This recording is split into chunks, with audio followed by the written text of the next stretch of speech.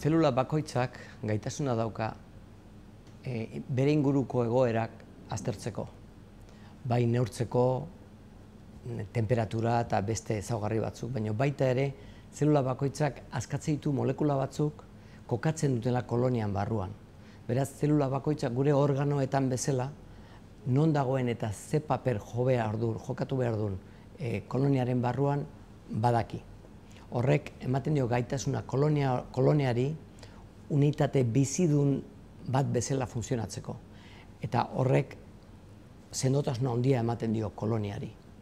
Edozein funtzioa betetzeko ekosisteman, izaki bakoitza jakin behar du non dagoen, ze egoeratan dagoen, eta zein beste izaki daude bere inguruan. Horretarako landareak, mikroorganismoak, insektoak, guk, denak baditugu bideak ezagutzeko zein den gure ingurua. Mikroorganismoak eta landareak eta insektoak lenguai kimiko bat erabiltzen dute bisuala eta entzumenarez gain. Eta oso aberatsa da lenguai hori. Guk ez dugu oso ondo ezagutzen ordea. Adibide asko dago, eta batzuk bitxiak eta beste batzuk oso politiak.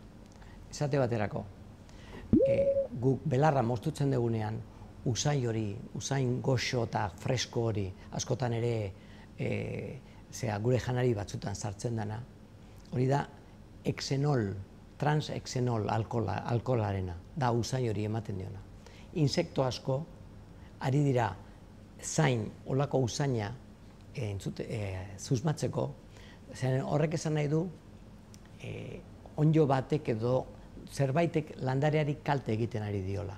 Landareak orduan askatzen du usain hori eta abisatzen die nolabait ohartzen die predatzaileei hor janaria daukatela. Beraz, landareak defenditzen da bere usainak askatuz.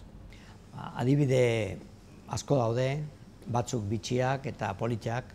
Horietako bat da landareek onddoekin harreman sinbiotikoak sortzen dituzte eta horiek bai landareari eta bai onddoari laguntzen diete. Hala ere, landareak onddoak erakarri behar dituzte lurrean. Beraz, horretarako askatzen dituzte hainbat molekula estrigolaktonak deitzen dienak, eta onddoak molekula horiek susmatu eta orduan hurbiltzen dira landarearengana. Estrigolaktonak sortzen ez dituzten landareak ez dute onddorik erakartzen. Beraz, argi dago estrigolaktonak direla erakartzeko seinalea.